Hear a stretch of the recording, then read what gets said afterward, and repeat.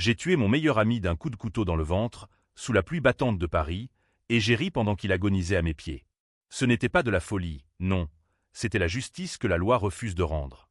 Mon fils, ce petit monstre de 8 ans aux yeux trop sages, m'a regardé ce soir-là et m'a dit « Papa, c'était bien fait.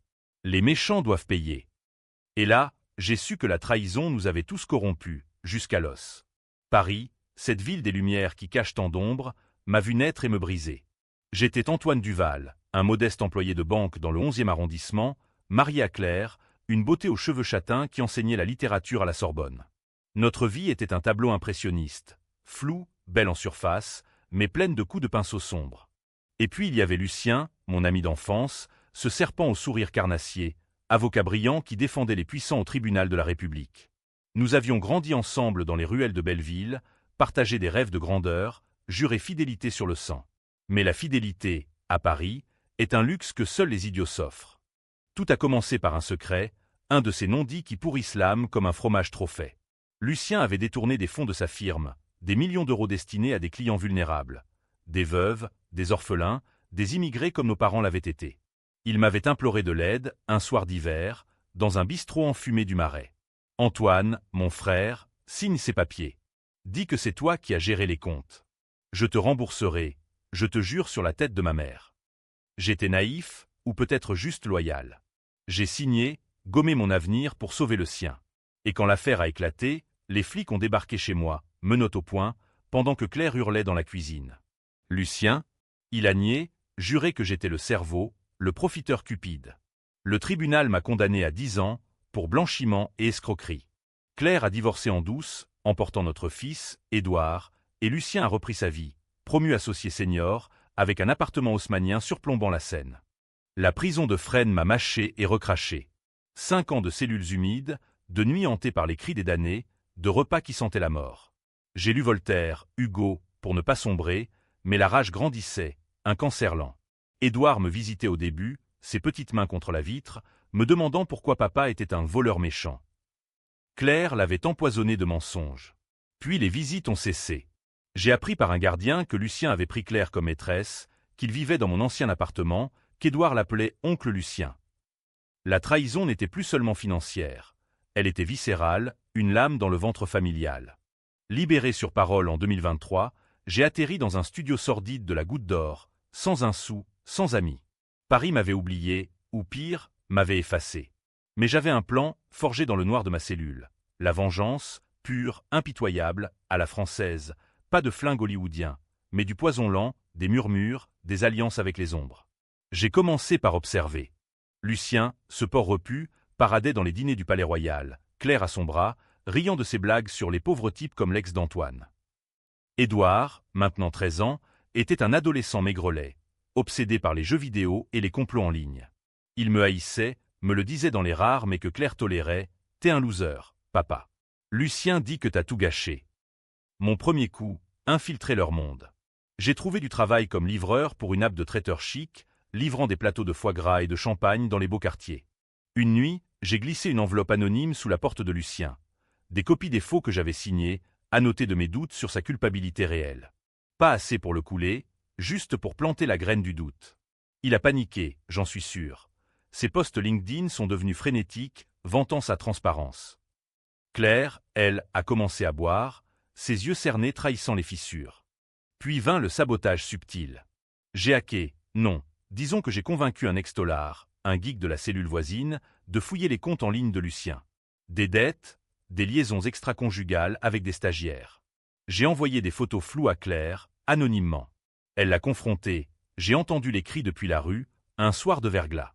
Traître. Tu m'as menti sur Antoine, et maintenant ça? Lucien a ri, ce rire de hyène que je connaissais si bien. Ma chérie, c'est lui qui nous harcèle. Le pauvre fou est sorti et veut sa revanche. Appelle les flics. Mais Claire n'a pas appelé. Le doute l'a rongé. Édouard était ma clé, mon talon d'Achille. Je l'ai approché lors d'un match de foot au Parc des Princes, où Lucien l'emmenait pour se faire bien voir. Déguisé en supporter lambda, j'ai, accidentellement, renversé mon café sur lui. Désolé, gamin. Il m'a fusillé du regard, mais j'ai glissé un billet et un mot. Ton vrai père n'est pas celui que tu crois. Demande à ta mère pourquoi elle pleure la nuit. Il l'a lu, et quelque chose a craqué dans ses yeux. 2 jours plus tard, un mail. « C'est toi? Prouve-le. » Nous nous sommes vus dans un café anonyme de Montmartre, sous la pluie fine qui lave les péchés de la ville. Édouard, ce garçon aux cheveux en bataille comme les miens, m'a bombardé de questions. J'ai tout déballé, la signature forcée, le mensonge de Lucien, la prison qui m'avait volé nos années. Il a pleuré, puis ri amèrement. Lucien me dit que t'es un menteur. Mais il sent mauvais, des fois, comme s'il cachait quelque chose. Et là, le hook de notre alliance. Papa, si c'est vrai, on le fait payer. Comme dans les films. J'ai hésité, corrompre mon fils, mais la vengeance est une maîtresse jalouse. J'ai hoché la tête. Le plan s'est tissé comme une toile d'araignée parisienne, fine et mortelle. Lucien avait un vice, le jeu. Il pariait gros sur les courses à Longchamp, perdait des fortunes pour l'adrénaline. J'ai alimenté ça anonymement, via des comptes offshore que mon geek avait montés. Des tuyaux, faux qui le menaient à la ruine lente. Pendant ce temps, Édouard jouait l'espion. Il fouillait les tiroirs de Lucien, volait des documents. Un soir, il m'a apporté une clé USB, des mets prouvant que Lucien n'avait pas seulement détourné.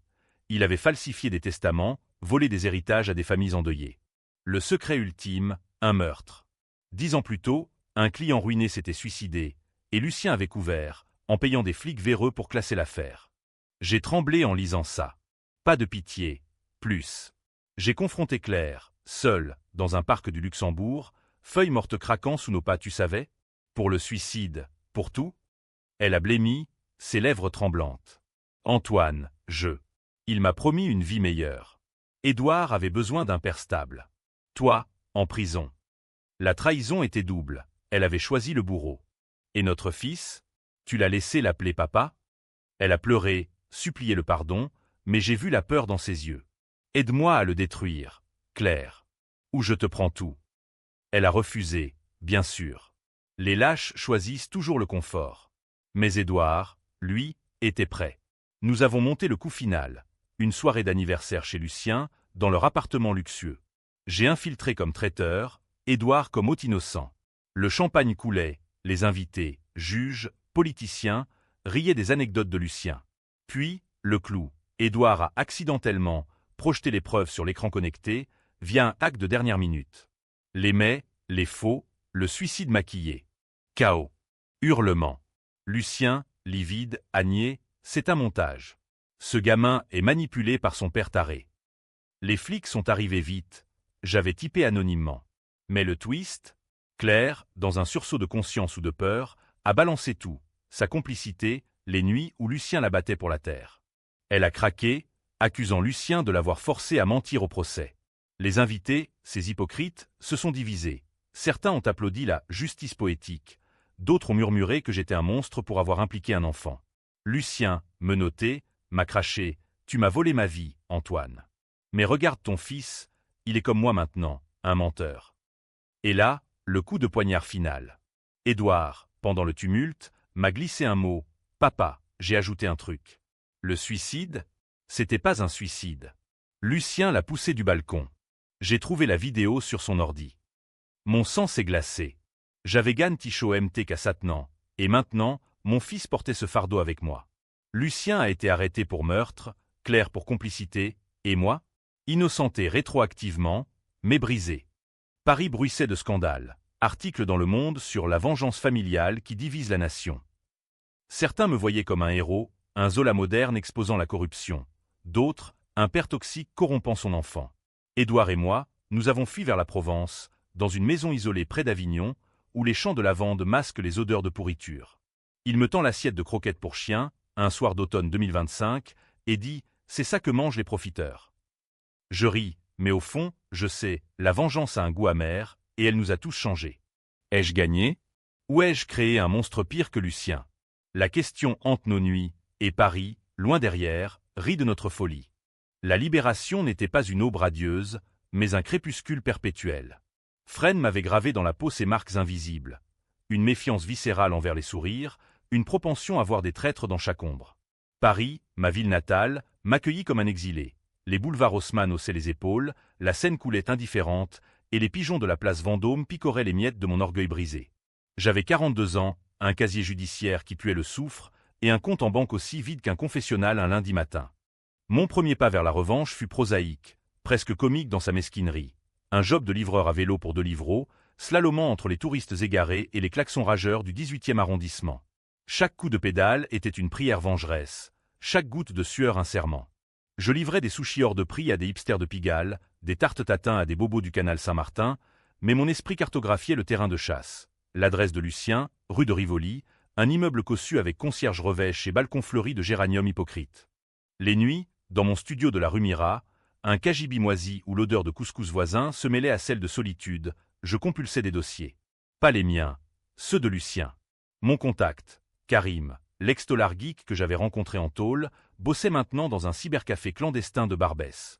Frérot, t'as de la chance, ce port laisse des traces partout, m'avait-il dit, ses doigts dansant sur un clavier usé. Des captures d'écran, Lucien pariant sur hippique.fr, des sommes folles sur des canassons boiteux. Des mecs coquins à une assistante de 22 ans, prénommée Margot. Des virements suspects vers des comptes offshore aux Caïmans.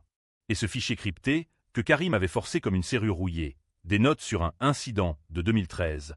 Un client nommé Henri Duval, ironie du sort, même nom de famille, qui s'était suicidé après avoir découvert la fraude. Henri Duval. Un retraité de 68 ans, veuf, qui avait investi ses économies dans un fonds géré par Lucien. Ruiné, il avait menacé de porter plainte. La note de Lucien, résolue discrètement. Balcon, 23 heures. Pas de témoin. Flic payé 50K. Mon estomac s'était retourné. Pas un suicide, un meurtre froid, calculé, sous les lumières tamisées de Paris. J'avais Gann Tichot MTK assassin, et Claire? Elle savait, ou du moins soupçonnait, car un mail d'elle à Lucien datait de l'époque, « Fais attention, chérie. Ne recommence pas. » La rage me consumait, mais la vengeance exige la patience, comme un vin de Bordeaux qui mûrit en cave. J'ai commencé par les petites piqûres, une lettre anonyme à la femme de Lucien.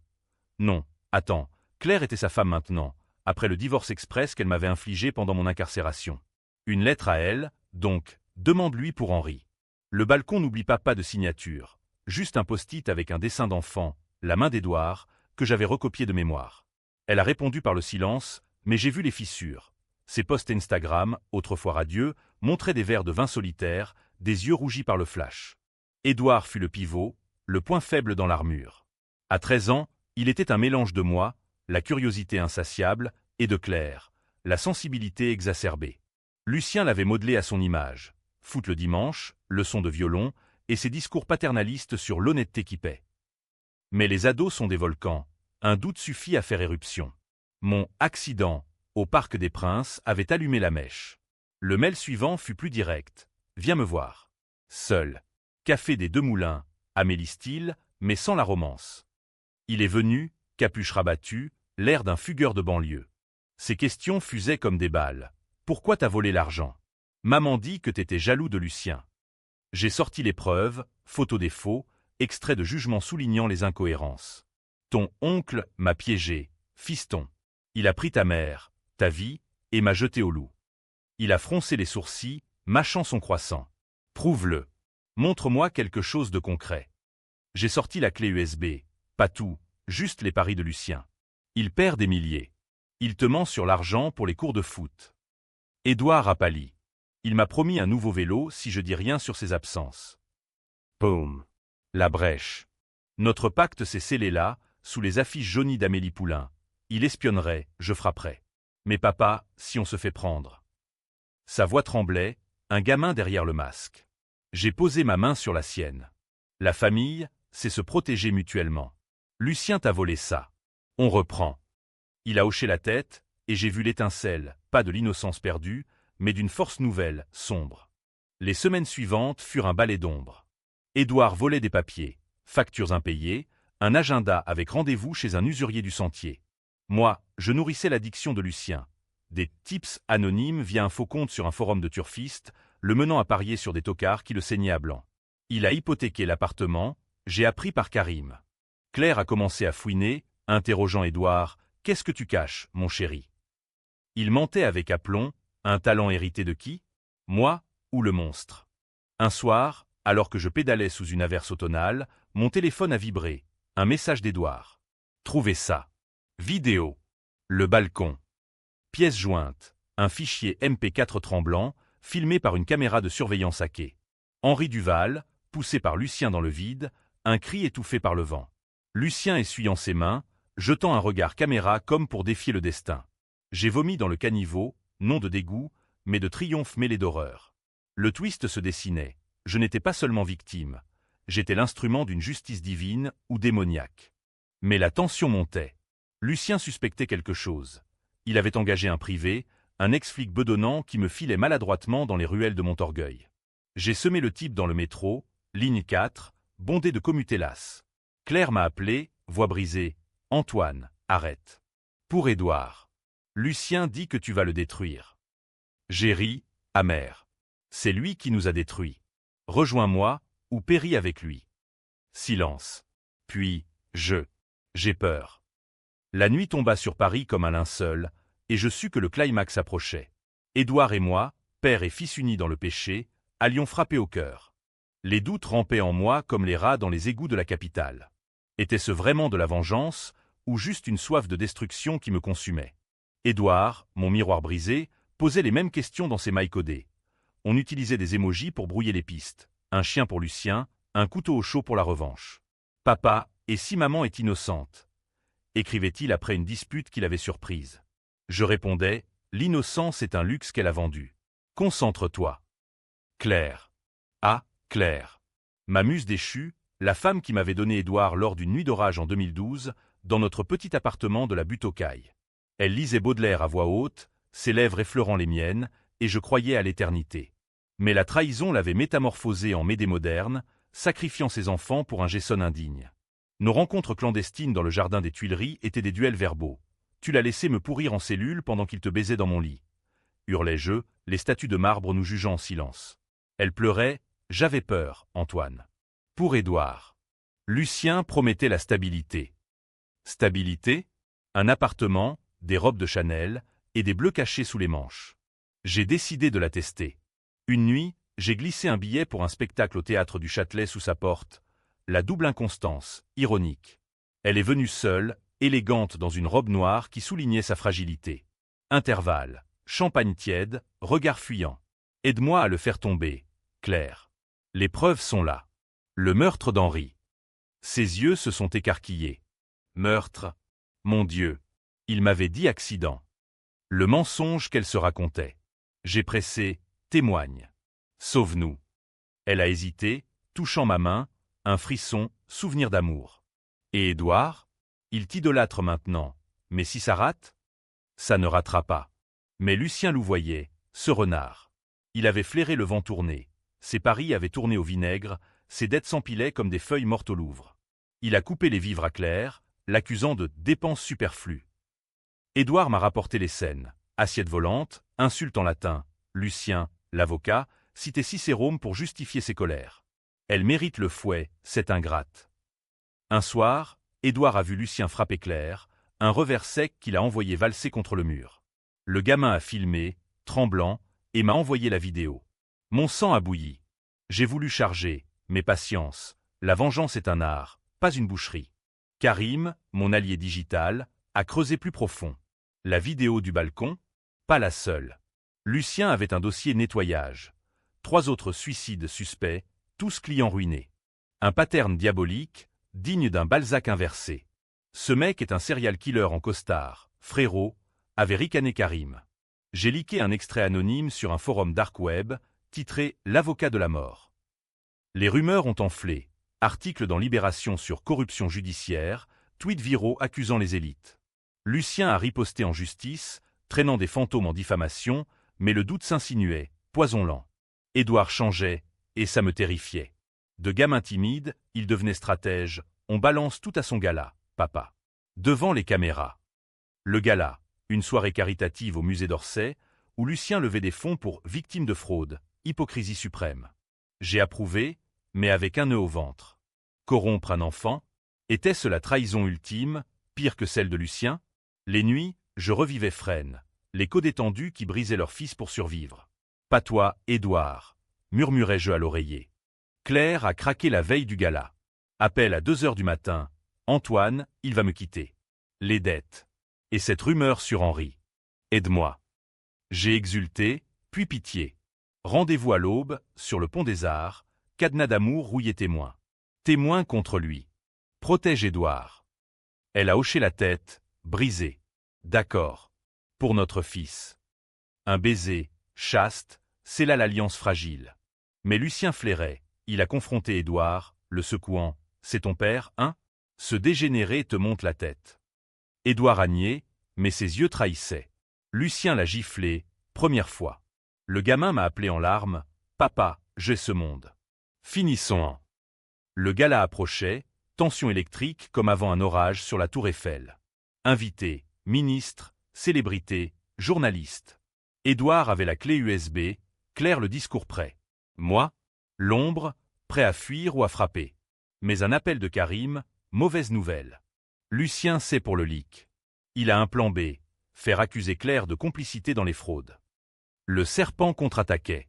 La nuit avant, je n'ai pas dormi. Paris murmurait des complots, et moi, au centre, un pion vengeur. Le musée d'Orsay, ce temple laïque de l'impressionnisme, se parait de strass et de mensonges pour le gala. Sous les horloges géantes, Monet et Van Gogh semblaient juger les hypocrites en smoking et robe de soirée. Lucien, au centre, toste au renouveau judiciaire, son sourire carnassier masquant la sueur froide. Claire, à son bras, pâle comme un fantôme de Seurat.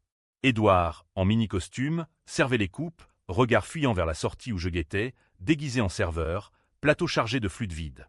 L'air vibrait d'accords de piano, un forêt mélancolique, et de murmures sur les scandales récents. Vous avez vu Le Monde? Cet avocat impliqué dans des suicides. Un journaliste, champagne en main, titillait un invité. Lucien ripostait, fake news, mon cher. La jalousie des perdants. Mais ses yeux balayaient la salle, paranoïaque. Il avait vu le privé, quelqu'un sabote. Fouiller les gosses. Édouard transpirait sous son col. Le signal, un clin d'œil à minuit, quand les lumières tamisées favoriseraient le chaos. Claire, script en poche, devait prendre le micro pour un témoignage émouvant. Moi, je couvrais les issues, Karim en régie, à quand les écrans géants. Tension palpable, mon cœur battait comme un tambour de la Bastille. Un faux pas, et tout s'effondrait, Édouard en foyer, Claire en tôle, moi recyclé en suspect. Minuit sonna. Édouard glissa vers le pupitre, USB en main. Tonton, un discours surprise pour toi. Lucien rit, indulgent. L'écran s'alluma, pas des slides caritatifs, mais les mets, les paris, la vidéo du balcon. Cri étouffé. Henri Duval hurlant, traître, avant le vide. Salle figée, puis explosion, mon Dieu. Appelez la police. Lucien bondit, arrachant le câble, montage. Ce gosse est drogué. Mais trop tard. Téléphone filmait, tweet fusait. Claire monta sur scène, voix chevrotante, il m'a forcé à mentir. Le meurtre d'Henri, les fraudes. Tout. Larmes, authenticité brute. Lucien la gifla, public horrifié. Salope. Tu complotes avec l'ex-Tollard? Le privé surgit, menotte prête. Mais pour qui? Lucien cria. Arrêtez-les tous. Duval est derrière. Il me pointa, et la salle pivota. Moi, le vengeur, exposé comme un monnaie raté. Chaos, flic en civil débarquant, sirène au loin. Édouard courut vers moi, Claire couvrant notre fuite vers les sous-sols, labyrinthe de sculptures oubliées. Lucien hurla. Tu m'as volé ma vie, Antoine. Mais attends le twist. Édouard? Il est à moi, biologiquement. Mensonge? Ou poison final? Claire pâlit. Non. L'ADN. Mon monde vacilla. Avais-je vengé pour un fils qui n'était pas le mien? Nous fûmes cernés dans les catacombes du musée, torchés de téléphones comme juges infernaux. Lucien, menotté, ricana, j'ai payé le juge. Vous pourrirez tous. Mais l'épreuve était virale. Le Figaro titrait déjà « Chute d'un titan ». Twist, le privé de Lucien, corrompu, bascula, il m'a payé pour Frame Duval. Lucien s'effondra, brisé. Dehors, sous la lune sur la Seine, Édouard pleura. Papa, peu importe le sang. T'es mon père. Claire, effondrée, murmura. Pardon. J'ai menti pour te protéger. De la vérité. Lucien stérile, il voulait un héritier. Fausse paternité. Rire hystérique. La vengeance triomphait, mais à quel prix? Public divisé, héros ou manipulateur. Les suites judiciaires furent un cirque romain, Paris comme arène. Lucien, inculpé pour meurtres multiples, fraude et violences conjugales, pourrissait à la santé, son empire réduit à des appels d'avocats faméliques. Claire, témoin clé, évita la tôle grâce à un deal. Thérapie, restitution partielle.